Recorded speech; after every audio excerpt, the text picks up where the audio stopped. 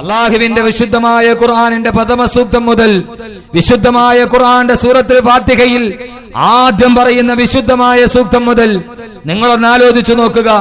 അള്ളാഹുവിന്റെ വിശുദ്ധമായ ഖുർആനിന്റെ തുടക്കവും ഏകത്വമാണ്. അള്ളാഹുവിന്റെ വിശുദ്ധമായ ഖുർആന്റെ ഒടുക്കവും തൗഹീദിലാണ് അവസാനിക്കുന്നത്. അള്ളാഹുവിന്റെ വിശുദ്ധമായ ഖുർആനിൽ ആദ്യത്തെ അധ്യായത്തിന്റെ ആദ്യത്തെ പ്രഥമ സൂക്തം നിങ്ങൾ ആവർത്തിച്ച് ഒരു ദിവസം 17 പ്രാവശ്യം പാരായണം ചെയ്യുമ്പോ അല്ലാഹു സുബ്ഹാനഹു വ തആല നമ്മളോട് ആദ്യമായി വിശുദ്ധമായ ഖുർആൻ തുറക്കുമ്പോ സൂറത്തുൽ ഫാത്തിഹയുടെ ആദ്യത്തെ സൂക്തം ബിസ്മില്ലാഹിർ റഹ്മാനിർ റഹീം എന്ന ബിസ്മി ഖുർആന്റെ പ്രവേശികയാണ്. ഖുർആനിലേക്ക് പ്രവേശിക്കാനുള്ള ബിസ്മി ഓതിക്കഴിഞ്ഞാൽ അള്ളാഹുവിന്റെ വിശുദ്ധമായ ഖുർആന്റെ ആദ്യത്തെ സൂക്തം ഏതാണ്? അൽഹംദുലില്ലാഹി റബ്ബിൽ ആലമീൻ. അള്ളാഹുവിന്റെ വിശുദ്ധമായ ഖുർആനിന്റെ ആദ്യം ഓതുമ്പോ അള്ളാഹു പറയുന്നു, നീ സ്മരിക്കേണ്ടത് എന്നെ കുറിച്ചിട്ടാണ്. അൽഹംദുലില്ലാഹി റബ്ബിൽ ആലമീൻ. അള്ളാഹുവേ, സർവസ്തുതിയും നിനക്കാണ് തമ്പുരാനെ. അൽഹംദുലില്ലാ, സർവസ്തുതിയും സർവസ്തുതി വചനങ്ങളും നിനക്കാണ് തമ്പുരാനെ. കാരണം എന്തെന്നറിയുമോ? ഞാൻ നിന്നെ സ്തുതിക്കുന്നത് വെറുതെയല്ല. ഞാൻ നിന്നെ സ്തുതിക്കുന്നത് എന്റെ വെറുതെ ഒരു അധര വ്യായാമമല്ല. എന്തുകൊണ്ടാണ് നിന്നെ ഞാൻ സ്തുതിക്കുന്നതെന്നറിയുമോ? റബ്ബിൽ ആലമീൻ, സർവലോകങ്ങളുടെയും രക്ഷിതാവ് നീയാണ് തമ്പുരാനെ. നീയില്ലാതൊരു രക്ഷിതാവില്ല, നീയല്ലാതൊരു ഖാലിക്കില്ല, നീയല്ലാതൊരു റാസിക്കില്ല, നീയല്ലാതൊരു മാലിക്കില്ല. എല്ലാം സൃഷ്ടിച്ച് പരിപാലിച്ച് സംഹരിക്കുന്ന തമ്പുരാനെ. ഈ കാണുന്ന അഖില ലോക ബ്രഹ്മാണ്ട കടാഹത്തെ മുഴുവനും അല്ലാഹുവേ വെറും 6 ദിവസം കൊണ്ട് സൃഷ്ടിച്ച തമ്പുരാനെ. അല്ലാഹുല്ലദീ ഖലഖസ് സമാവാതി വൽ അർള വമാ ബൈനഹുമാ ഫീ 6 അയ്യാം. അല്ലാഹുവിന്റെ ഖുർആൻ പറഞ്ഞതുപോലെ പരിമിതമായ 6 ദിവസങ്ങൾ കൊണ്ട് ഈ പ്രപഞ്ചത്തിനൊരു മേൽക്കൂര പോലെ പരന്ന് പ്രവിശാലമായി കിടക്കുന്ന ഈ ഗഗനലോകത്തെ സിദ്ധിച്ച തമ്പുരാൻ, ആ ഗഗനലോകത്തിന്റെ താഴ്ഭാഗത്ത് സർവ്വ മനുഷ്യനും കളിത്തൊട്ടിൽ പോലെ ആടിക്കിടക്കുന്ന ഈ ഭൂമിയെ പരവതാനി പോലെ വിരിച്ച തമ്പുരാൻ. അതിനെ മാത്രമല്ല, വമാ ബൈനഹുമാ, ആകാശഭൂമികളുടെ ഇടയിലുള്ള സർവ്വ വസ്തുക്കളെയും, ആകാശമല്ല ഭൂമിയല്ല, അതിന്റെ ഇടയിലുള്ള എല്ലാ വസ്തുക്കളുമുണ്ടല്ലോ, ഈ നീലാകാശത്തിലെ തത്തിക്കളിക്കുന്ന ചന്ദ്രഗോളത്തെ, ഈ കാണുന്ന കത്തിജ്വലിക്കുന്ന സൂര്യനെ, നെബൂലകളെ, താരാപഥങ്ങളെ, ഉൽക്കകളെ, ക്ഷീരപഥങ്ങളെ, ഇതിന്റെ ഇടയിലൂടെ പറന്നു പോകുന്ന കൊച്ചു പറവാദികളെ, ഈ മാമരങ്ങളെ, ഈ മാമയിലുകളെ, ഈ മഹാമേരികളെ എല്ലാം സൃഷ്ടിച്ചു പരിപാലിച്ച തമ്പുരാൻ. അതിന്റെ ഇടയിലൂടെ കറുകരുത്ത കരിമ്പാറ കെട്ടിന്റെ ഉള്ളിലൂടെ നടന്നു പോകുന്ന കൊച്ചു കട്ടുറുമ്പിനെ, തിരറിയടിക്കുന്ന തിരമാലകളുടെ ഇടയിലൂടെ ഊളിയിട്ട് പോകുന്ന കൊച്ചു പരൽ മത്സ്യങ്ങളെ, ഈ ചിഹ്നം കളിക്കുന്ന കാട്ടാനകളെ, നിബിഡവനങ്ങളിലൂടെ നടന്നു പോകുന്ന ചിഹ്നം വിളിക്കുന്ന കാട്ടാനകളെ എന്ന് വേണ്ട ആകാശഭൂമിയുടെ ഇടയിലുള്ള സർവ്വതിനെയും, തരുക്കളെയും താരകങ്ങളെയും സർവ്വതിനെയും സൃഷ്ടിച്ച തമ്പുരാനെ. അൽഹംദുലില്ലാ, സർവസ്തുതിയും നിനക്കാണ് അല്ലാഹുവേ. എന്റെ ജീവിതത്തിൽ നിന്നെ ഓർക്കാതിരിക്കാൻ കഴിയുമോ? കത്തിജ്വലിച്ചു നിൽക്കുന്ന പട്ടാപ്പകല് പോലും ചുറ്റുമൂലമുജുമാ മസ്ജിദിൽ പോയി ളുഹർ നമസ്കാരത്തിന് കൈകെട്ടുമ്പോ മരം കോച്ചുന്ന മാമരങ്ങളുടെ നടുവിൽ മരം കോച്ചുന്ന തണുപ്പത്ത് മഹനീയമായ മനസാന്നിധ്യത്തിന് വേണ്ടി മസ്ജിദിന്റെ നടുവിലോട്ട് കടന്നു ചെന്ന് സുബഹി നമസ്കാരത്തിന് കുളിരുന്ന പകലിൽ കൈകെട്ടി നിൽക്കുമ്പോഴും, വേർത്തൊലിച്ചു നിൽക്കുന്ന സന്ധ്യാസമയത്ത് മഗ്രിബിന് കൈകെട്ടി കിടക്കുമ്പോഴും, കണ്ണുകളിലേക്ക് നിദ്ര തഴുകി വരുന്ന ഇശായിന്റെ രാത്രി നമസ്കാരത്തിന് കൈകെട്ടുമ്പോഴും അല്ലാഹുവിനോട് ഒരു ദിവസം ആവർത്തിച്ച് പറയുന്ന തൗഹീദിന്റെ മന്ത്രമേതാ? അൽഹംദുലില്ലാ. അല്ലാഹുവേ, സർവസ്തുതിയും നിനക്കാണ് തമ്പുരാനെ.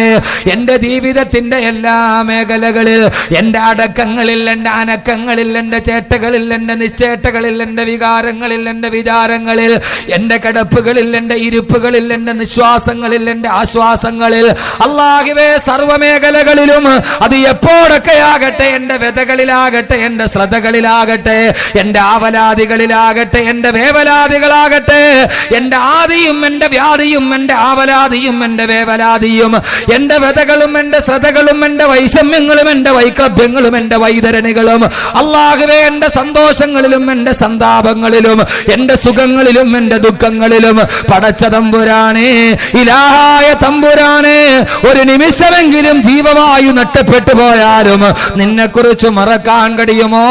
നിന്നെ നിരാകരിക്കാൻ കഴിയുമോ? അല്ലാഹുവിനെ മാറ്റി നിർത്താൻ കഴിയുമോ? ചുണ്ടുകളിലും മനസ്സുകളിലും ഒരേപോലെ തത്തിക്കളിക്കേണ്ട അല്ലാഹുവിന്റെ സ്മരണയാണ് ഏറ്റവും വലിയ തൗഹീദ് എന്ന് ലോകത്ത് നമുക്ക് പഠിപ്പിച്ചു തന്നതാരെന്നറിയോ? അല്ലാഹുവിന്റെ വിശുദ്ധ ഖുർആൻ. നിസ്കാരത്തിൽ നിൽക്കുമ്പോൾ റബ്ബിനെ ഓർക്കണേ. ഖുർആൻ ഓതാൻ തുടങ്ങിയാൽ ആദ്യം റബ്ബിനെ കുറിച്ച് പറയണേ. ആ ഖുർആൻ സൂറത്തുൽ ഫാത്തിഹയിലെ തൗഹീദിന്റെ മന്ത്രം നമ്മോട് പറയാൻ പഠിപ്പിച്ചിട്ട് സൂറത്തുൽ ബഖറയിലോട്ട് വരുമ്പോൾ പഠിപ്പിക്കുന്നത് എന്താ? അലിഫ് ലാം മീം ദാലികൽ കിതാബു ലാ റൈബ ഫീഹി ഹുദൻ ലിൽ മുത്തഖീൻ. സൂറത്തുൽ ഫാത്തിഹ കഴിഞ്ഞാൽ രണ്ടാമത്തെ സൂറത്ത് തുടങ്ങുന്നു സൂറത്തുൽ ബഖറ. അലിഫ് ലാം മീം. ഈ മൂന്നക്ഷരത്തിന്റെ അർത്ഥം അല്ലാഹുവേ, അല്ലാഹുവേ നിനക്കല്ലാതെ മറ്റാർക്കും അറിയില്ല. ഞാൻ അംഗീകരിക്കുന്ന തമ്പുരാനെ. സഹോദരങ്ങളെ, ഈ അക്ഷരത്തിന് പൂർണ്ണ വ്യാഖ്യാനം പറയാൻ ഇതേവരെ ലോകം കണ്ട പണ്ഡിത പടുക്കൾക്ക് പോലും കഴിഞ്ഞിട്ടില്ല. അല്ലാഹു അഅലമു ബിമുറാദിഹി ബിദാലിക. ഇതുകൊണ്ട് എന്താണ് ഉദ്ദേശിക്കുന്നതെന്ന് റബ്ബിനെ അറിയൂ. ഈ ഗ്രാവിറ്റി കണ്ടുപിടിക്കാൻ കഴിഞ്ഞേക്കാം, എല്ലാം കണ്ടുപിടിക്കാൻ കഴിഞ്ഞേക്കാം. ജനിതക കോഡിന്റെ രഹസ്യ കോഡ് പോലും ഡാവിഞ്ചിയുടെ ജനിതക കോഡിന്റെ രഹസ്യം കണ്ടുപിടിച്ചേക്കാം. ഡാവിഞ്ചിയുടെ ജനിതക കോഡിന്റെ രഹസ്യം കേംബ്രിഡ്ജ് സർവകലാശാലയിലെ ശാസ്ത്രജ്ഞന്മാര് കണ്ടുപിടിച്ചപ്പോ അന്നത്തെ അമേരിക്കൻ പ്രസിഡന്റ് ബിൽ ക്ലിന്റൺ പറഞ്ഞത് എന്തെന്നറിയുമോ? ആരും കണ്ടുപിടിക്കാത്ത ഡാവിഞ്ചിയുടെ ജനിതക കോഡിന്റെ രഹസ്യം കണ്ടുപിടിച്ചപ്പോ അന്ന് വൈറ്റ് ഹൗസിന്റെ നടുവിലിരുന്നിട്ട് ബിൽ ക്ലിന്റൺ പറഞ്ഞത് എന്തെന്നറിയുമോ? ദൈവത്തിന്റെ രഹസ്യ ഭാഷ പലതും മനുഷ്യൻ കാണാൻ തുടങ്ങി. ദൈവത്തിന്റെ രഹസ്യ ഭാഷ വായിക്കാൻ മനുഷ്യന് കഴിയാൻ തുടങ്ങി. ഇനി ദൈവം ഒളിപ്പിച്ചു വെച്ച പലതും ഞങ്ങൾ കണ്ടുപിടിക്കുമെന്ന് പറയുമ്പോ അല്ലാഹുവിന്റെ ഖുർആൻ പറഞ്ഞു, ഇല്ലടാ നിനക്ക് കഴിയില്ല. ഇതിന്റെ വ്യാഖ്യാനം പറയാൻ അല്ലാഹുവിനല്ലാതെ മറ്റാർക്കും കഴിയില്ലെന്ന് അല്ലാഹുവിന്റെ വിശുദ്ധ ഖുർആൻ. ഖുർആൻ നിവർത്തിയാൽ തൗഹീദിന്റെ മന്ത്രമായുമോ? പിന്നീട് ആല ഇമ്രാൻ വരുമ്പോ, സൂറത്തുൽ നിസാ വരുമ്പോ, സൂറത്തുൽ മായിദ വരുമ്പോ, മായിദ കടന്ന് അഹ്റാഫ് കടന്ന് അൻആം കടന്ന് യൂനുസ് കടന്ന് ഹിജ്ർ കടന്ന് ഇബ്രാഹിം കടന്ന് അങ്കബൂത്ത് കടന്ന് അഹ്സാബ് കടന്ന് കലം കടന്ന് അലക്ക് കടന്ന് 114ാമത്തെ അധ്യായത്തിലെത്തുമ്പോഴും അല്ലാഹുവിന്റെ ഖുർആൻ സമാപിക്കുന്നത് എങ്ങനെയാ? ഖുൽ അഊദു ബിറബ്ബിന്നാസ് മലിക്കിന്നാസ് ഇലാഹിന്നാസ് മിന ശർരിൽ വസ്വാസിൽ ഖന്നാസ്. സർവജനങ്ങളുടെയും റബ്ബിനെ കൊണ്ടിട്ട് നീ കാവലിനെ തോന്നിക്കുന്നു അല്ലാഹുവിന്റെ വിശുദ്ധ ഖുർആൻ. ഇതിനേക്കാളും വലിയ തൗഹീദ് എന്താ ഉള്ളത്? അല്ലാഹുവിന്റെ ഖുർആൻ ആദ്യത്തെ ആയത്തിൽ പഠിപ്പിച്ചു അൽഹംദുലില്ലാഹി റബ്ബിൽ ആലമീൻ, അല്ലാഹനെ പഠിക്കീൻ. ഏറ്റവും അവസാനത്തെ ആയത്ത് അവസാനിപ്പിച്ചത് എങ്ങനെയാ? കുൽ അഊദു ബിറബ്ബിന്നാസ്. സർവജനങ്ങളുടെയും റബ്ബ്, ഒരാളുടെ മാത്രമല്ല, എല്ലാ ജനങ്ങളുടെയും റബ്ബ്.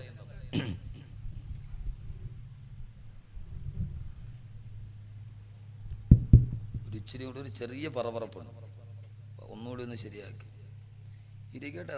നല്ല എക്കോയൊക്കെ വെക്ക്. ഷെയ്ഹുനാന്ന് ഹുന ഹുന ഹുന ഹുന എന്ന് കേൾക്കണം.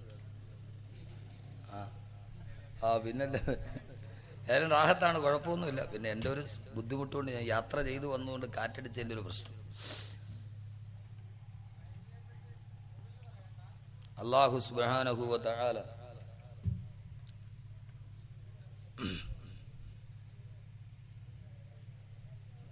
അത് അവിടെ എല്ലാവരും കേൾക്കണം, എല്ലാവരും കേൾക്കണം. അല്ലാഹു സുബ്ഹാനഹു വ തആല അതുകൊണ്ട് അല്ലാഹുവിനെ പഠിക്കാൻ ലോകത്ത് ആദ്യമായി നമ്മോട് പറഞ്ഞത് അല്ലാഹുവിന്റെ വിശുദ്ധമായ ഖുർആനാണ്.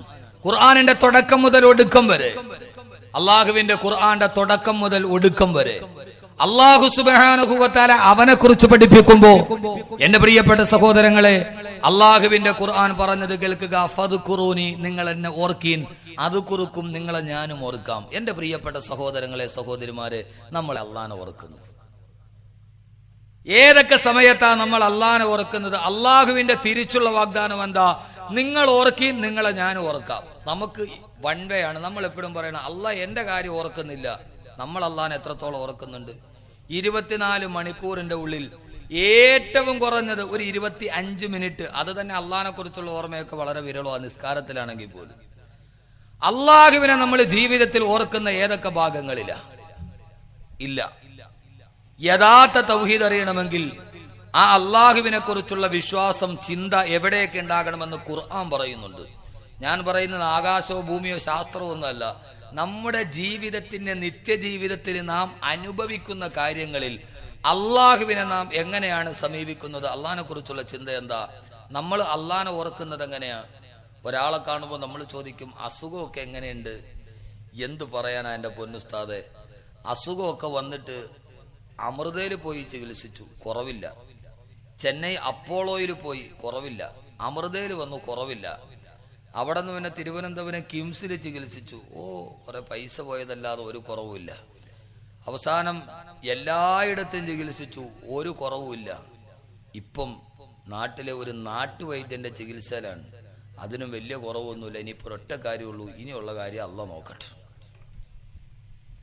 നമ്മൾ അള്ളാഹിനെ ഓർക്കുന്ന എപ്പോഴാ? ലോകത്ത് എല്ലാം കഴിഞ്ഞതിന് ശേഷം. അള്ളാഹ് നാട്ടുവൈദ്യം ചികിത്സിച്ചിട്ട് ഒരു ശിഫായും ഇല്ല. ഇനിയിപ്പോൾ എന്തേ ഉള്ളൂ? ഇനിയിപ്പോൾ അള്ളാഹേ ഉള്ളൂ ബാക്കി. എൻ്റെ പൊന്നു സഹോദര, നാട്ടിലെ നാട്ടുവൈദ്യനേക്കാൾ താഴെയാണോ അള്ളാഹ്? അല്ലെ, യഥാർത്ഥത്തിൽ ഒന്ന് നിങ്ങൾ ചിന്തിച്ചു നോക്കി.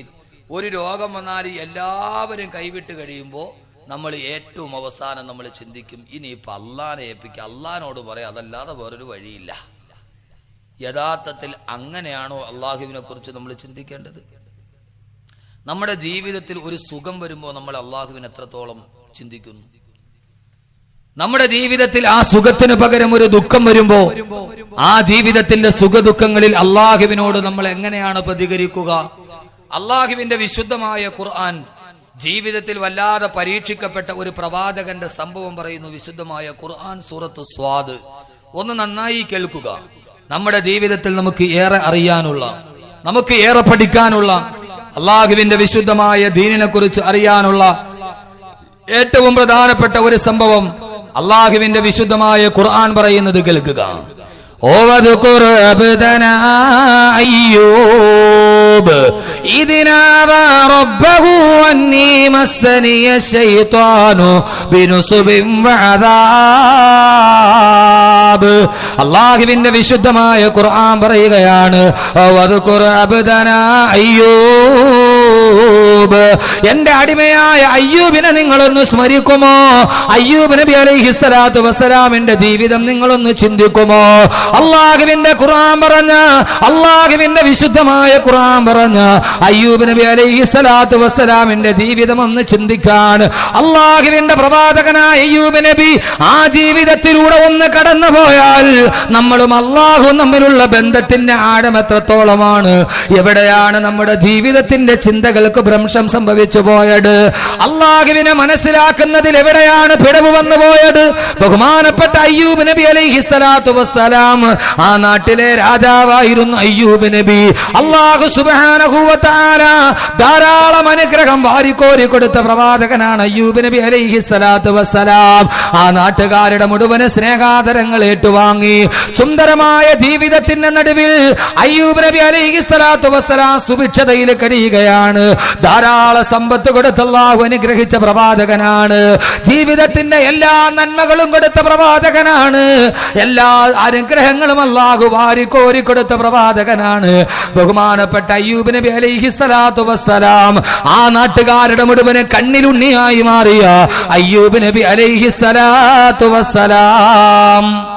അല്ലാഹു സുബ്ഹാനഹു വ തആല അയ്യൂബ് നബിക്ക് ധാരാളം അനുഗ്രഹങ്ങൾ കൊടുത്തു, ധാരാളം സമ്പത്ത്. ആ നാട്ടുകാരുടെ മുഴുവനും കണ്ണിലുണ്ണിയായ സുന്ദരമായ വീട്ടിൽ താമസിച്ച അയ്യൂബ് നബി അലൈഹിസ്സലാത്തു വസ്സലാം. അയ്യൂബ് നബി അലൈഹിസ്സലാത്തു വസ്സലാമിന് ധാരാളം ഭാര്യമാരുണ്ടായിരുന്നു. എന്താ അവിടെ ഒരു പ്രശ്നം? എന്താ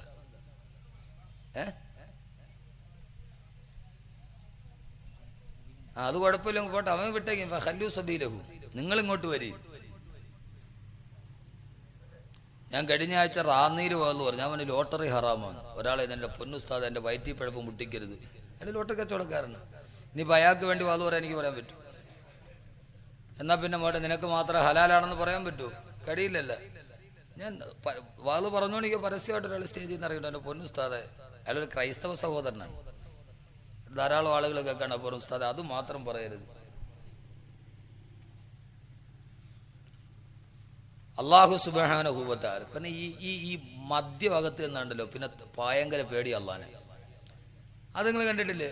ഈ കള്ള് കുടിച്ചു കഴിഞ്ഞാൽ അവൻ റോഡിൽ കൂടെ വന്നാൽ, പള്ളി കണ്ടാൽ അപ്പുറത്ത് കാണുമ്പോഴേ ചെരുപ്പൂരി കൈ പിടിക്കും, മുണ്ടൊക്കെ കഴിച്ച് താഴെ ഇട്ട് അവിടെ അവൻ റുക്കൂയിലേ നടന്നു പോകും. എന്നാൽ അവന് സ്വബോധമുള്ള സമയത്താ പള്ളിയുടെ മുമ്പിൽ കൂടെ നടന്നു പോയാൽ മുണ്ടൊക്കെ അങ്ങ് തട്ടുപൊക്കി കൊടുക്കും. ഇനി പള്ളിയിലെ ഖത്തീബ് എങ്ങാനും അറിയാതെ പൊട്ടിക്കോ എന്നാൽ ഇച്ചിരി കൂടെ പൊക്കി കാണിച്ചു കൊടുക്കും. ഇത് അകത്ത് ചെന്ന് കഴിഞ്ഞാൽ പിന്നെ ഭയങ്കര പേടിയാണ്. അവിടെ എത്തിയാൽ കണ്ടില്ല, കള്ളുകുടീനെ കണ്ടില്ലേ, പള്ളി കണ്ടാൽ ഭയങ്കര ആദരവാണ്. അതൊരു പ്രത്യേക സ്വഭാവമാണ്. ഏതായാലും പെട്ടെ എൻ്റെ പ്രിയപ്പെട്ട സഹോദരങ്ങളെ, അള്ളാഹു സുബ്ഹാനഹു വ തആല നമ്മെ നന്മകൾ കേൾക്കുന്ന സമൂഹമായി അള്ളാഹു സ്വീകരിക്കട്ടെ. എൻ്റെ സഹോദരങ്ങൾ, നല്ല ഒരു സദസ്സ് അള്ളാഹു വിശുദ്ധമായ ഖുർആൻ അള്ളാഹു പഠിക്കാൻ തൗഫീഖ് നൽകട്ടെ. ഞാൻ പറയുന്ന ഖുർആൻ മാത്രമാണ്. ഫി ലൗഇൽ ഖുർആൻ, ഖുർആന്റെ വെളിച്ചത്തിലൂടെ, ഫി ദിലാലിൽ ഖുർആൻ, ഖുർആന്റെ തണലിലൂടെ നമ്മുടെ നിത്യജീവിതം അത് അള്ളാഹുമായിട്ട് എത്രത്തോളം ബന്ധപ്പെട്ട് കിടക്കുന്നു, നമ്മൾ എത്ര നന്ദിയുള്ളവരാണ് അള്ളാഹുവിനോട്. തൗഹീദ് എന്താണ് എന്ന് നമ്മുടെ നിത്യജീവിതത്തിന്റെ നിതാന്ത വേദനകളുടെ നടുവിൽ ഒരു നെരിപ്പോടായി പായി പോകുന്ന ജീവിതത്തിലൂടെ നടന്നു പോകുമ്പോൾ പലപ്പോഴും അള്ളാഹുവിനോടുള്ള അടിമകളായ നമ്മുടെ സമീപനം എങ്ങനെയാണെന്ന് അയ്യൂബ് നബിയുടെ ജീവിതത്തിലൂടെ പഠിക്കാം. ഖുർആൻ ധാരാളം സംഭവങ്ങൾ പറയുന്നുണ്ട്. ഇൻഷാ അല്ലാഹ് നമുക്ക് സംസാരിക്കാം. അള്ളാഹു ആരോഗ്യം നിലനിർത്തി തരുമാറാകട്ടെ. ഒരു പരിപാടി കഴിഞ്ഞൊരു 120 കിലോമീറ്റർ സഞ്ചരിച്ച് ഇവിടം വരെ വന്നതിൻ്റെ വിഷമം എനിക്കുണ്ട്. എന്നാൽ നിങ്ങളൊന്ന് നന്നായിട്ട് സഹകരിച്ചാൽ അത് മറികടക്കാൻ കഴിയും എന്നാണ് എൻ്റെ പ്രതീക്ഷ. അയ്യൂബ് നബി അലൈഹി സ്വലാത്തു വസ്സലാം ധാരാളം അനുഗ്രഹങ്ങളുണ്ട്, ധാരാളം സമ്പത്ത് അള്ളാഹു വാരിക്കോരി കൊടുത്തു. നാട്ടുകാരുടെ മുഴുവനും കണ്ണിലുണ്ണിയായിരുന്നു. ബഹുമാനപ്പെട്ട അയ്യൂബ് നബി അലൈഹി സ്വലാത്തു വസ്സലാമിന് ധാരാളം ഭാര്യമാരുണ്ടായിരുന്നു. അയ്യൂബ് നബി അലൈഹി സ്വലാത്തു വസ്സലാമിന് ധാരാളം ഭാര്യമാരുണ്ടായിരുന്നു. ഇത് കേട്ടിട്ട് അയ്യൂബ് നബി അലൈഹി സ്വലാത്തു വസ്സലാമിന്റെ കാലഘട്ടത്തിലാണ്. അയ്യൂബ് നബിക്ക് ധാരാളം ഉണ്ടെങ്കിൽ എന്നാൽ പിന്നെ എനിക്ക് ഒന്നുകൂടി ആകാമെന്ന് പറഞ്ഞ് നാളെ കോഴിക്കോട് ബാസിന്റെ കൈ കാണിക്കരുത്. അത് അന്നത്തെ ശരീഅത്തിന്റെ ആ കാലഘട്ടത്തിന്റെ ചില നിബന്ധനകളൊക്കെ ഉണ്ട്. അപ്പൊ അയ്യൂബ് നബി അലൈഹി സ്വലാത്തു വസ്സലാമിന് ധാരാളം ഭാര്യമാരുണ്ടായിരുന്നു. അതുകൊണ്ട് തന്നെ അയ്യൂബ് നബിക്ക് ധാരാളം ഭാര്യമാരുണ്ടായിരുന്നത് കൊണ്ട് ധാരാളം ഭാര്യമാരുണ്ടായതുകൊണ്ട് അയ്യൂബ് നബിക്ക് ധാരാളം മക്കൾ ഉണ്ടായിരുന്നു. ധാരാളം മക്കൾ. അള്ളാഹു നമ്മുടെ മക്കളെ അള്ളാഹു സാലിഹ്യങ്ങളാക്കി തരട്ടെ. ധാരാളം മക്കൾ ഉണ്ടായിരുന്നു. അതൊരു വലിയ അനുഗ്രഹമാണ്. പക്ഷെ നമുക്ക് മക്കൾ വളരെ കുറവാണ്. കാരണം പണ്ടൊക്കെ എല്ലാം പേറായിരുന്നു, ഇപ്പം എല്ലാം കീറാൻ, സിസേറിയൻ. അതുകൊണ്ട് 2 or 3 ഒക്കെ പറ്റുള്ളൂ. ഇതാ ഗവൺമെന്റ് കോളേജിൽ എവിടെ ചേർത്തലയിലാണ്, ഇന്ന് രാവിലെ പത്രത്തിൽ കണ്ടില്ല, ഒരാഴ്ചക്കുള്ളിൽ എത്ര സിസേറിയൻ? ഒരു ദിവസം തന്നെ 11 സിസേറിയൻ. അത് വാശിക്കാണ് അവർ കീറണത്. ഒരു ഡോക്ടർ 2 എണ്ണം ചെയ്ത് ആ സമയം കൊണ്ട് ഞാൻ 3 എണ്ണം ചെയ്യും. എൻ്റെ പ്രിയപ്പെട്ട സഹോദരങ്ങളെ, ലോകത്തിന്റെ സാമൂഹ്യ അവസ്ഥ, ഓപ്പറേഷൻ ടേബിളിൽ മലർത്തിക്കിടക്കുന്ന മനുഷ്യജന്മത്തിനോട് പിടിവാശി കാണിക്കുന്ന വിവരമുണ്ടെന്ന് പറയുന്ന ഒരു സമൂഹത്തിന്റെ മുമ്പിൽ എന്തു പറയാനാ? നമ്മൾ കാണുന്നതല്ലേ, കശുമാവില് കായ്ച്ചു കിടക്കുന്ന ഈ പെരുവിരലിന്റെ, മനുഷ്യന്റെ പെരുവിരലിന്റെ വലിപ്പമില്ലാത്ത കശുവണ്ടിയുടെ വില പോലും മനുഷ്യനില്ല എന്ന ഒരു വലിയ സത്യത്തിന്റെ നടുവിലാണ് നമ്മൾ നിൽക്കുന്നത്. എൻഡോസൾഫാൻ എന്ന മാരകമായ കീടനാശിനി മനുഷ്യജന്മത്തെ തകർത്തെറിയുമ്പോൾ കാസർഗോഡിലെ കശുമാവിന് വേണ്ടി തളിക്കുന്ന സാധനമാണ് എൻഡോസൾഫാൻ. ആ കശുമാവില് ഈ കശുവണ്ടി കായ്ക്കാൻ വേണ്ടിയാണല്ലോ ഇതെല്ലാം ഉണ്ടാക്കുന്നത്. ആ കശുവണ്ടിയുടെ വില പോലും മനുഷ്യന് കൽപ്പിക്കുന്നില്ല എന്ന് പറയുന്ന ഒരു ദുരവസ്ഥയിലല്ലേ നമ്മൾ നിൽക്കുന്നത്. കശുമാവിനാണല്ലോ അവിടെ തളിക്കുന്നത്. ധാരാളം കശുമാവുണ്ട് ഇവിടെ. ഈ സ്ഥലത്തിന്റെ പേരെന്തോ?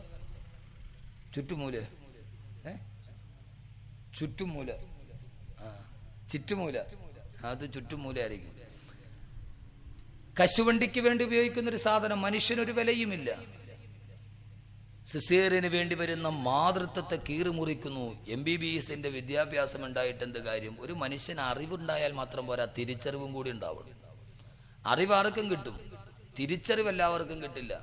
ആ തിരിച്ചറിവുണ്ടാകണമെങ്കിൽ ഇതുപോലെയുള്ള ധാർമ്മികതയുടെ സ്വഭാവം വേണം. അള്ളാഹു മനസ്സിലാക്കാൻ തൗഫീഖ് നൽകട്ടെ. കുറച്ച് വിദ്യാഭ്യാസം ഉണ്ടായി എന്ന് വിചാരിച്ചിട്ട് ലോകത്തൊന്നും നേടാൻ പറ്റൂല. കാരണം സ്കൂളിൽ പോയി പഠിച്ചാൽ, കോളേജിൽ പഠിച്ചാൽ ഫിസിക്സിന്റെ സാറ് പഠിപ്പിച്ചു തരും E=mc² എന്ന് പറഞ്ഞാൽ ദ്രവ്യ പരിവർത്തനത്തിലൂടെ ഊർജ്ജമുണ്ടാകും. രണ്ട് ദ്രവ്യങ്ങൾ കൂട്ടിച്ചേർത്തതിന് പരിവർത്തനമുണ്ടാക്കിയാൽ അതിലൂടെ ഊർജം കിട്ടുമെന്ന് സയൻസിന്റെ പ്രൊഫസർ പഠിപ്പിച്ചു തരും. പക്ഷേ ഊർജം കിട്ടുമെന്ന് വരെ അവർ പഠിപ്പിക്കുകയുള്ളൂ. ആ കിട്ടുന്ന ഊർജം നിന്റെ സഹോദരനെതിരെ ചെലവഴിക്കരുതെന്ന് പറയണമെങ്കിൽ ഈ ആത്മീയത വേണം, ഈ ഖുർആൻ വേണം. ബയോളജി പ്രകാരം സ്വന്തം ഭാര്യയിലുണ്ടാകുന്ന കുഞ്ഞും അന്യന്റെ ഭാര്യയിലുണ്ടാകുന്ന കുഞ്ഞും തമ്മിൽ ജീവശാസ്ത്രപരമായി ഒരു വ്യത്യാസവുമില്ല. പക്ഷേ സ്വന്തം ഭാര്യയിലുണ്ടാകുന്ന കുഞ്ഞ് നന്മയും അടുത്തവന്റെ ഭാര്യയിൽ നമുക്കുണ്ടാകുന്ന കുഞ്ഞ് തിന്മയുമാണെന്ന് പഠിപ്പിക്കണമെങ്കിൽ അതിന് ആത്മീയത വേണം, മതം വേണം, ഖുർആൻ വേണം. E=mc² എന്ന ദ്രവ്യപരിവർത്തന സിദ്ധാന്തത്തിലൂടെയാണ് ഹിരോഷിമയിലും നാഗസാക്കിയിലും ആറ്റം ബോംബ് വർഷിച്ചത് അമേരിക്ക. ആൽബർട്ട് ഐൻസ്റ്റീനാണ് ദ്രവ്യപരിവർത്തന സിദ്ധാന്തം കണ്ടുപിടിച്ചത്. ഹിരോഷിമയിലും നാഗസാക്കിയിലും കത്തിക്കരിഞ്ഞു കിടക്കുന്ന ആയിരക്കണക്കിന് മൃതദേഹങ്ങളെ കണ്ടപ്പോ ഞാൻ കണ്ടുപിടിച്ച ഒരു ആശയമാണല്ലോ ഇവരെ കൊന്നതെന്നോർത്തിട്ട് ആൽബർട്ട് ഐൻസ്റ്റീൻ ഹിരോഷിമയിൽ നിന്ന് പൊട്ടിക്കരഞ്ഞു എന്നാണ്. ദൈവമേ, അടുത്ത ജന്മത്തിൽ ഒരു ചെരുപ്പുകുത്തിയായി ജനിച്ചാലും എനിക്കിനി ഒരു ശാസ്ത്രജ്ഞനായിട്ട് ജനിക്കണ്ടെന്ന് പൊട്ടിക്കരഞ്ഞു ആൽബർട്ട് ഐൻസ്റ്റീൻ ഹിരോഷിമയിലും നാഗസാക്കിയിലും മനുഷ്യർ വീഴുന്നത് കണ്ടിട്ട്. അതുകൊണ്ട് വിദ്യാഭ്യാസം, അറിവുണ്ടായാൽ പോരാ, തിരിച്ചറിവുണ്ടാകണം. ആ തിരിച്ചറിവിന്റെ സദസ്സാണിത്. അള്ളാഹു നമുക്ക് തിരിച്ചറിവ് നൽകി അനുഗ്രഹിക്കുമാറാകട്ടെ. അയ്യൂബ് നബി അലൈഹി സ്വലാത്തു വസ്സലാമിന് ധാരാളം മക്കളും ഉണ്ടായിരുന്നു, ധാരാളം സമ്പത്ത്, ധാരാളം ഭാര്യമാർ. അവരോടൊപ്പം തന്നെ കൊട്ടാര സമാനമായ വീടിന്റെ നടുവിൽ, സാഹചര്യത്തിന്റെ നടുവിൽ കാണാൻ സൗകുമാര്യമുള്ള മക്കളുമായി അരോഗദൃഢഗാത്രനായി അയ്യൂബ് നബി അലൈഹി സ്വലാത്തു വസ്സലാം ജീവിച്ചു കൊണ്ടിരിക്കുമ്പോ അല്ലാഹു സുബ്ഹാനഹു വ തആല അയ്യൂബ് നബി അലൈഹി സ്വലാത്തു വസ്സലാമിന് ഒരു പരീക്ഷണം നൽകി. ആ പരീക്ഷണം വരുമ്പോഴാണല്ലോ പലപ്പോഴും നമ്മൾ അല്ലാഹുവിനെ മറന്നു പോകുന്നത്. ജീവിതത്തിൽ എല്ലാവിധ നന്മകളുടെ പ്രവാഹത്തിന്റെ നടുവിൽ അല്ലാഹു അയ്യൂബ് നബി അലൈഹി സ്വലാത്തു വസ്സലാമിന് ഒരു പരീക്ഷണം നൽകി. അയ്യൂബ് നബി അലൈഹി സ്വലാത്തു വസ്സലാമിന് മാരകമായ രോഗം ബാധിച്ചു. അയ്യൂബ് നബി അലൈഹി സ്വലാത്തു വസ്സലാമിന് മാരകമായ രോഗം ബാധിച്ചു. രോഗം ബാധിച്ച് ശരീരം മുഴുവനും വ്രണം വന്നിട്ടത് വല്ലാതെ പടുക്കാൻ തുടങ്ങി. വ്രണം മാറുന്നേയില്ല. ചരിത്രത്തിൽ കാണാം അയ്യൂബ് നബി അലൈഹി സ്വലാത്തു വസ്സലാമിന്റെ നാവും ഹൃദയവും ഒടിച്ചു ശരീരം മുഴുവനും പടുത്തു വിറങ്ങലിക്കാൻ തുടങ്ങി. ചികിത്സിച്ച് അയ്യൂബ് നബി അലൈഹി സ്വലാത്തു വസ്സലാമിന്റെ സമ്പത്ത് മുഴുവനും നഷ്ടപ്പെട്ടു. അയ്യൂബ് നബി അലൈഹി സ്വലാത്തു വസ്സലാമിന്റെ മക്കൾ മുഴുവനും ഓരോരുത്തരായി മരിച്ചു വീഴാൻ തുടങ്ങി. ബഹുമാനപ്പെട്ട അയ്യൂബ് നബി അലൈഹി സ്വലാത്തു വസ്സലാം സുഭിക്ഷതയുടെ നടുവിൽ നിന്ന് മാരകമായ പീഡനത്തിന്റെ പരീക്ഷണത്തിന്റെ നെരിപ്പോടിലേക്ക് വലിച്ചെറിയപ്പെട്ടപ്പോ മക്കൾ ഓരോരുത്തരായി മരിച്ചു കിടക്കുന്നത് അയ്യൂബ് നബി അലൈഹി സ്വലാത്തു വസ്സലാമിന് കാണേണ്ടി വന്നു. ആരോഗ്യമെല്ലാം നഷ്ടപ്പെട്ട് ശരീരം മുഴുവനും പടുത്തു വിറങ്ങലിച്ച് അയ്യൂബ് നബി അലൈഹി സ്വലാത്തു വസ്സലാം കിടപ്പാടം പോലും നഷ്ടപ്പെട്ടു. കിടപ്പാടമില്ലാത്ത, ആരോഗ്യമില്ലാത്ത, ജീവിതത്തിലൊന്നുമില്ലാത്ത ഭർത്താവിന് എന്തിന് അയ്യൂബ് നബി അലൈഹി സ്വലാത്തു വസ്സലാമിന്റെ ഭാര്യമാർ ഓരോരുത്തരായി അയ്യൂബ് നബി അലൈഹി സ്വലാത്തു വസ്സലാമിനെ കൈയൊടിഞ്ഞു. അവസാനം റഹ്മ എന്ന ഒരൊറ്റ ഭാര്യ മാത്രം അയ്യൂബ് നബിയുടെ കൂടെ നിന്നു എന്നാണ്. ആരോഗ്യമില്ലാത്ത ഭർത്താവ് എന്തിന്? ആരോഗ്യമില്ലാത്ത ഭർത്താവ് എന്തിന്? സൗന്ദര്യമില്ലാത്ത ഭർത്താവ് എന്തിന്? സമ്പത്തില്ലാത്ത ഭർത്താവ് എന്തിന്? പിന്നെ ഭാര്യയ്ക്ക് ആവശ്യമില്ല, ഭാര്യയും പോയി. എന്റെ പൊന്നു സഹോദരങ്ങളെ, ഭാര്യയാണെങ്കിലും മക്കളാണെങ്കിലും നമ്മളോട് സ്നേഹമുണ്ടാകുന്ന നമുക്ക് ആരോഗ്യമുള്ളപ്പോഴാണ്, നമുക്ക് സൗന്ദര്യമുള്ളപ്പോഴാണ്. വൈകുന്നേരം വരുന്ന പിതാവിനെയും കാത്തുകൊണ്ട് മക്കൾ വാതിൽപ്പടിയിൽ കാത്തു നിൽക്കുന്നത് അവനറിയാം വരുന്ന പിതാവിന്റെ മടിയിൽ തനിക്കുള്ള പലഹാരമുണ്ടെന്ന്. ആ പലഹാരം വാങ്ങിക്കാൻ അവൻ കാത്തു നിൽക്കും. 3 ദിവസം പലഹാരമില്ലാതെ നിങ്ങൾ പോയി നോക്കി, വൈകുന്നേരം നിങ്ങളുടെ മോനെ വാതിൽപ്പടിയിൽ നിങ്ങൾ കാണൂ.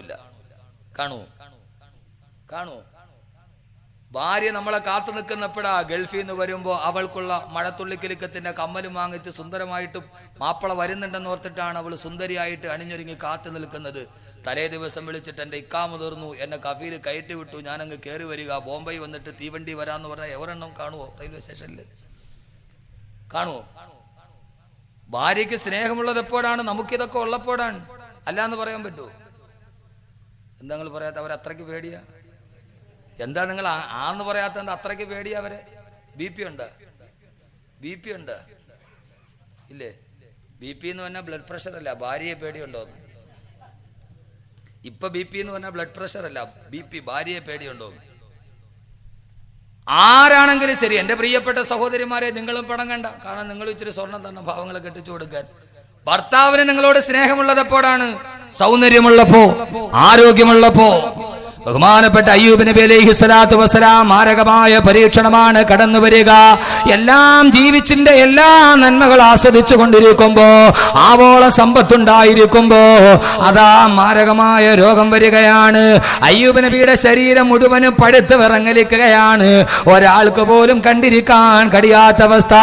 ഭാര്യമാർ ഓരോരുത്തരായി കൈയൊടിഞ്ഞു. അയ്യൂബ് നബി ഏകനായി മാറുമ്പോ നാട്ടുകാർ വന്നിട്ട് പറഞ്ഞു, അയ്യൂബേ, നിനക്ക് പകർച്ചവ്യാധി പിടിപെട്ടിരിക്കുകയാണ്. ഈ നാട്ടിൽ താമസിച്ചാൽ ഞങ്ങൾക്കും രോഗം പടർന്നു പിടിക്കാൻ സാധ്യതയുണ്ട്. അതുകൊണ്ട് ഞങ്ങളുടെ നാട്ടിൽ നിന്ന് മാറിപ്പോകണേ അയ്യൂബേ.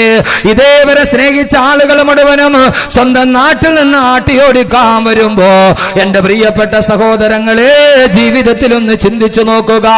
എല്ലാ നന്മകളുടെ നടുവിൽ നിന്ന് താഴോട്ട് വീഴുമ്പോ ഒരേ ഒരു ഭാര്യ റഹ്മാ ബീവി റളിയല്ലാഹു അൻഹയുടെ കൈ പിടിച്ചിട്ട് അയ്യൂബ് നബി അലൈഹി സ്വലാത്തു വസ്സലാം തന്നെ ആദരിച്ച മനുഷ്യരുടെ നടുവിലൂടെ ഒരാൾ പോലും തിരിഞ്ഞു നോക്കാനില്ലാതെ അയ്യൂബ് നബിയടാ നിബിഡമായ വനത്തിന്റെ നടുവിൽ ഒരു കൊച്ചു കൂര ഉണ്ടാക്കിയിട്ട് അതിൽ താമസിക്കുകയാണ്.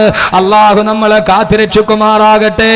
എല്ലാം കൈനിറച്ചുണ്ടായിട്ട് ഒരു സമയത്തെങ്ങാനും ഇല്ലാതെ പോയാ സഹോദരങ്ങളെ, പണ്ട് മുതൽ ദാരിദ്ര്യമാണെങ്കിൽ പ്രശ്നമില്ല, നേരത്തെ മുതലേ പട്ടിണിയാണെങ്കിൽ പ്രശ്നമില്ല. എല്ലാം കയ്യിൽ നിറഞ്ഞിരുന്നിട്ട് ഒരു സമയത്ത് പെട്ടെന്നെങ്ങാനും തകർന്നു പോയാ അള്ളാന്റെ റസൂല് പോലും അള്ളാഹുവിനോട് ദുആ ചെയ്തതാണ്, അല്ലാഹുവേ, അല്ലാഹുമ്മ ഇന്നാ നഊദു ബിക മിൻ സവാലി നിഅമതിക വ തഹവൂലി ആഫിയതിക വ ഫുജഅതി നിഅമതിക വ ജമീഇ സഖതിക വന്നാർ. അല്ലാഹുവേ, അല്ലാഹുവേ, അല്ലാഹുവേ, അല്ലാഹുമ്മ ഇന്നാ നഊദു ബിക, അല്ലാഹുവേ, നിന്നോട് ഞാൻ കാവലിനെ തേടുകയാണ്. മിൻ സവാലി നിഅമതിക, നീ എനിക്ക് തന്ന ആഗ്രഹങ്ങൾ എങ്ങാനും ഒന്ന് പെട്ടെന്നൊന്ന് മാറിപ്പോകുന്നതിനെ നിന്ന് അല്ലാഹുവേ നിന്നോട് ഞാൻ കാവലിനെ തേടുകയാണ്. എന്റെ സഹോദരങ്ങളെ ആവർത്തിച്ച് ഞാൻ ഓർമ്മിപ്പിക്കുകയാണ്, അല്ലാഹു തന്നിരിക്കുന്ന അനുഗ്രഹമൊന്ന് നീങ്ങിപ്പോകാതിരിക്കാൻ ഒരൊറ്റ രോഗമൊന്ന് ജീവിതത്തിലോട്ട് കടന്നു വന്നാൽ പോരെ. ഒരു മാരകമായ രോഗമെങ്ങാനും കടന്നു വന്നാ സമ്പാദിച്ചതെല്ലാം നഷ്ടപ്പെട്ടു പോകുമ്പോ, സമ്പാദിച്ചതെല്ലാം നഷ്ടപ്പെട്ടു പോകുമ്പോ ഒരിക്കലും റഹ്മാനായ റബ്ബി വിനീതന്റെ കൺമുമ്പിൽ ഒരു വല്ലാത്ത കാഴ്ച കാണിച്ചു തന്നു. ഒരു ദിവസം ഞാൻ എന്റെ ജീവിതത്തിന്റെ എല്ലാ നന്മകളുടെ നടുവിലൂടെ നടക്കുമ്പോഴും ഇപ്പോഴും എനിക്ക് ആ ചരിത്രം മാറിയിട്ടില്ല. പെട്ടെന്ന് ഞാൻ ഓർമ്മയിൽ നിന്ന് എടുത്തു പറയുകയാ. ഒരു ദിവസം ഞാൻ ജോലി ചെയ്യുന്ന എന്റെ പള്ളിയിലേക്ക് വെള്ളിയാഴ്ച ദിവസമാണ്. രാവിലെ പ്രഭാഷണം കഴിഞ്ഞ് വന്നതിന്റെ വല്ലാത്ത ക്ഷീണം കാരണത്താൽ കിടന്നുറങ്ങിപ്പോയി. ആ സമയത്ത് ജുമയുടെ തിരക്ക് പിടിച്ച സമയത്താണ് എഴുന്നേൽക്കുന്നത്. പെട്ടെന്ന് കുളിച്ച് റെഡിയായി വീടിന്റെ തൊട്ടടുത്തുള്ള പള്ളിയിലോട്ട് കടന്നു ചെല്ലുമ്പോ പള്ളിയുടെ ഗേറ്റ് നടന്നിട്ട് ഞാൻ എന്റെ വാഹനത്തിൽ പോയി ഇറങ്ങുമ്പോ വെള്ളിയാഴ്ച പതിവ് പോലെ ജുമാ മസ്ജിദിന്റെ പടിവാതിക്കല് ധാരാളം യാചകര് നിൽക്കുന്നുണ്ട്. ആ സമയത്ത് ഞാനൊരു ചെറുപ്പക്കാരനായ ഒരു 40-45 വയസ്സുള്ള ഒരു മനുഷ്യനെ കണ്ടു.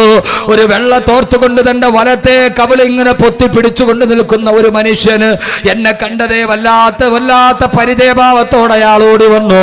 പക്ഷേ ജുമയ്ക്ക് കയറേണ്ട വല്ലാത്ത തിരക്ക് കാരണത്താൽ ഏതാണ്ട് സമയം ജുമയുടെ ബാങ്ക് വിളിക്കേണ്ട സമയമായി.